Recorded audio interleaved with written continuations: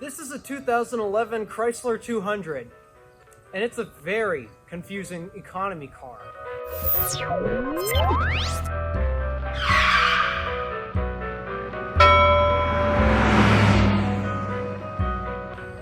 I say it's confusing because, well, this thing does have a little more expensive stuff in it than I would expect from a cheap Chrysler economy car. So that's why I say it's confusing. But anywho, I borrowed this car from my family. It used to belong to my grandma. Now that this car is within my hands, after getting some permission to film it, well, I'm now going to do the obvious. I'm going to film another video since I'm pretty sure you're all tired of constantly seeing Red Fox and have been waiting for another car. So here's that other car. Let's get into why this is confusing. I'm going to start up here with the headlight design. Why does it look like it has an LED looking daytime running light strip up here? Does it work? No. It's literally just there for style because this bulb is what does all the work. Oh, not to mention there's a turn signal in there as well. So why does it have that? I don't know. It's confusing. But to add more to the confusion, well, there is an actual LED taillight. Looks like the reverse light is also LED as well. So keep in mind, this is from 2011. Why do we have modern technology in a 2011 cheap economy car? Because LEDs were not really cheap in 2011. So why does this have it? Another confusing thing. Also, another thing that I'm kind of confused about. Why is this called the 200? Because it was previously called the Sebring, which, to be honest, I think was a much better name than 200. No idea why they call it that. Alright, now that we're inside, is there any confusing things in here? Actually, yeah. For example, the illumination, guess what? It's LED as well. How does a cheap economy car have LED lights? Another thing I'm confused about is the quality in here. I mean, Chrysler's not really known for their quality, since they are owned by Fiat, which also is not known for their quality. But for some reason, I mean, I'm shaking around panels. Oh, there's some cheapness. This whole panel in here shakes. So quality, well, in some places, yeah, actually looks nice. Why is the quality great in the upper areas, but not the lower areas where you're more likely to mess with stuff? Like, it's great up here in the areas you most likely won't touch, but the areas that you probably will, it's not good. Why is that? Okay, here's some more things that I'm a tad confused about. For example, this thing actually has some decent technology in it. For example, this thing has Bluetooth. Red Fox doesn't have Bluetooth. And Red Fox is a Red Fox may be a 2007 vehicle, but you see that silver Buick Lucerne over there? That's also 2011, and that's a much fancier car, and yet this cheap economy car also has Bluetooth. But the Buick's gotta have more technology than this thing. I mean, the Buick has a USB port. Oh, wait. There's a USB port in there, too. Okay.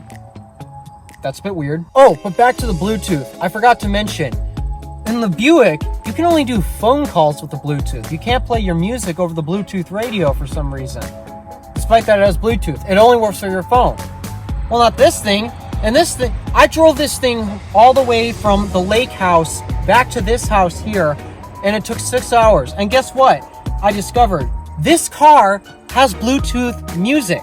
I can stream music from my phone via Bluetooth. Now, the quality's not that good, and I guess that's kind of to be expected because this is a cheap economy car. But this thing, despite being the same year as that semi-luxury car over there, has a added technology feature that doesn't. Why? Oh, should I also mention that this has a fancy analog clock? Yeah, that's nice. Oh, here's another question I have. Why does that car over there, that's much more expensive, as well as a little fancier, supposedly, why does that car not have a sunroof, and this does? Okay, so yeah, those are some strange and confusing stuff, but let's talk about some of the other interesting quirks in here. For example, the entire car is black, except for the accents. The outside is black, and the inside is black. Black seats, black dashboard, black headliner. Believe it or not, I'm happy this thing has AC because, wow, it gets hot in here, and it gets hot very fast in here. So if you're living much further south than I am, keep in mind, I live in Michigan. If you're living further south than me, I highly recommend you do not buy this car, because with it being black up here, black down here, black everywhere, whoo, it gets hot in here quick. So far, I told you, this is supposed to be a cheap economy car, and that's really what it is. It's not really anything that's special. I mean, these don't sell that well, but for some reason, for 2011, this has features that you'd really least expect. So, again, this is why I say it's confusing. Okay, now that we're in the back seat, well, it should be a lot more cheaper in here, and yeah, it actually shows. For example, only this has a map pocket, the other seat doesn't. I don't know why automakers choose to cheap out there. There's no air vents, there's no charging points. Kind of expected for a cheap economy car, to be honest. But here's something that I'm a bit surprised about. That car over there has no door storage. I just pulled this out from the door. I also just pulled this out of the door. It has an armrest. To be honest, you can't say that about every economy car. Is that more LED lighting? Why? In 2011? Why? Okay, Alpha, we get it. This is a bit of an unusual car because it has a few things that you wouldn't expect an economy car to have. But, I mean, is the USB port and all that really that important? As well as the Bluetooth audio?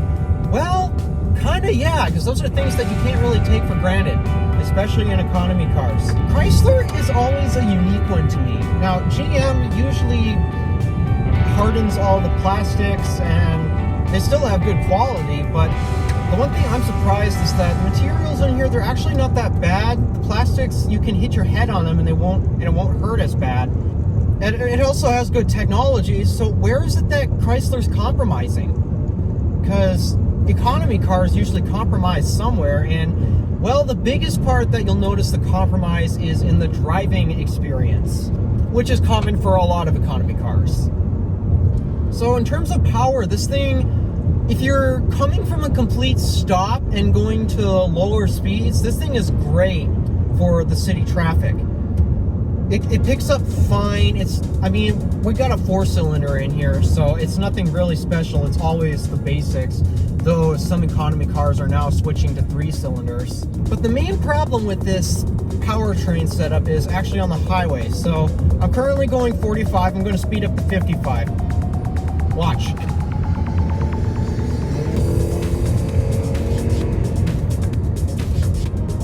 That wasn't very fast. In fact, I took this on a 6-hour drive all the way. When we got this from my grandma, we had to drive this all the way from our lake house, which is 6 hours away from here.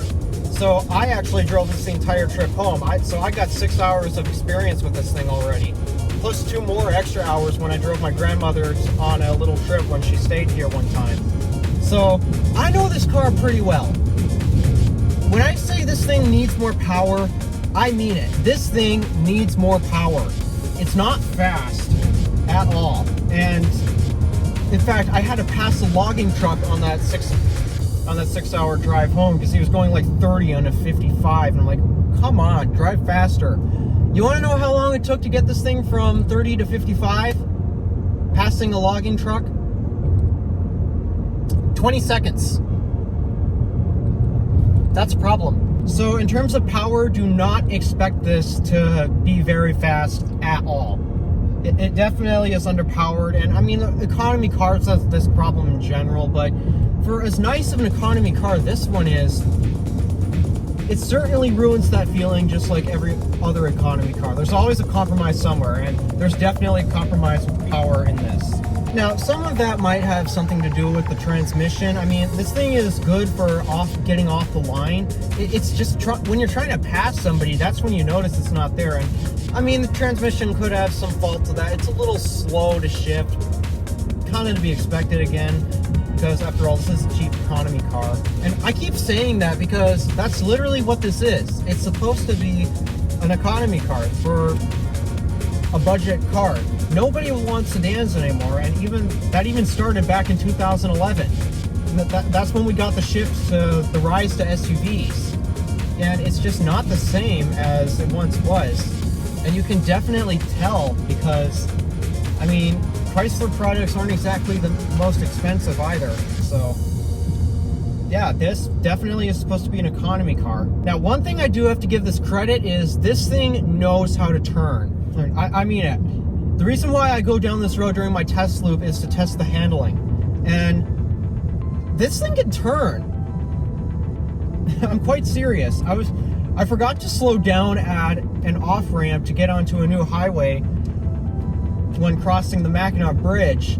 And, oh geez, I'm glad this thing could turn because, wow, I forgot to slow down and I didn't even notice it until I wanted to start speeding up. But you know, that's kind of the thing. You don't really want to slow down. When you know how much power this has, you don't really want to slow down because you know you have to get back up to speed again and it's going to take forever. Like, everyone wants to pass me in this thing because it takes so long to get up to speed. But when I say this is good at handling, I mean it. This is actually pretty decent. Now, of course, the steering's numb, but if you accidentally take a corner too fast, it's quick. It's really quick, which, to be honest, really surprises me, just like the rest of the other technology features, as well as the sheer quality in this car. The brakes are linear, which is something evidently we have to take for granted because both my dad's truck and my mom's car, which is, my dad's truck is a GMC Sierra and my mom's car is a GMC Yukon. Those have very spongy brakes, and I don't know why. But yeah, you notice the power in those builds exponentially. And the brakes in here, I can say they work pretty linearly, just like my car. But yeah, just going around these corners, I mean, if you can get past the acceleration, which, I mean, it's usable, but it's not that usable. Like, I'm always flooring it whenever I need to get up to speed, but yeah, this thing corners. So here we go, another acceleration.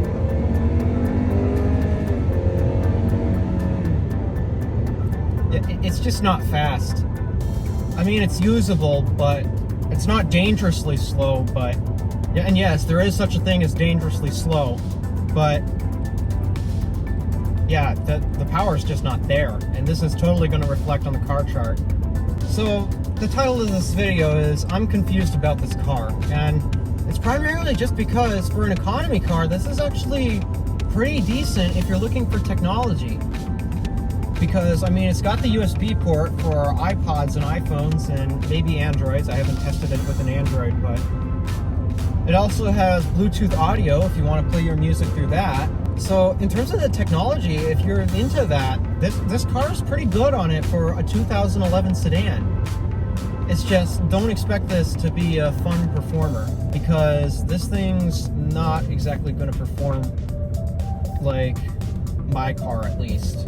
All right, let's see, get up to speed.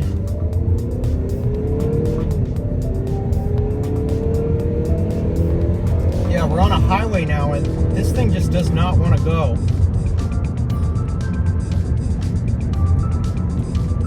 All right, well, that concludes the test drive. Let's get this on the cardboard and sign out. Starting with under the hood, in terms of power, well, it's a bit obvious, it's not there. So, due to the numbers that I found online and my mathematical equation I set up, the power gets a 3 out of 10. Transmission, while it does have 5 gears, unfortunately on the highway it shifts way too slowly to the point where it becomes a pain. I have to downgrade it to a 4. Drivetrain, it's a front-wheel drive only, so gotta give it a 2. 0 to 60 is also hilariously slow, and it gets a 2 out of 10. As well as the fuel economy, on the other hand, is okay, but considering that it's, well, struggling to move the car in the first place, you end up sucking up a lot of gas in general, so I have to give it a 5 out of 10. Next is the weekend. In terms of the styling, it's not interesting, but it's not exactly that bad either, so I'll give it a 4.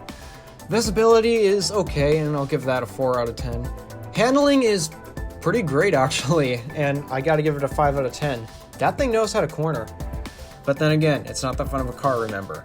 Fun factor, it's a bit obvious. A cheap economy car, it's gotta get a 1 out of 10. And same goes for cool factor. Yeah, kinda to be expected.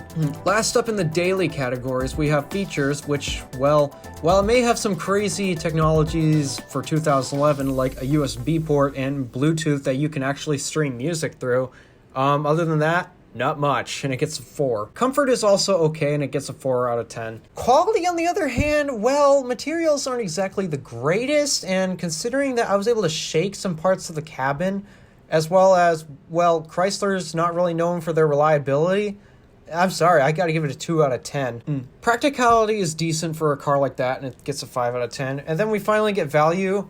Well, it's a good car, but I don't really recommend driving one as a long-distance driver. I can only see it as a high-value car for around town, but other than that, nah, not much. And it gets a 5 out of 10. When you add them all up, you get a grand total of 51 out of 150. Again, a little towards the low end. And so, right now, it's currently got the lowest spot in the cardboard. So, considering what it is, it makes sense, but it's not that bad either. It's just confusing. Alright, thank you for watching. Do me a favor and interact with the stuff below. My name is Alpha DeWolf, Random Alpha, signing out.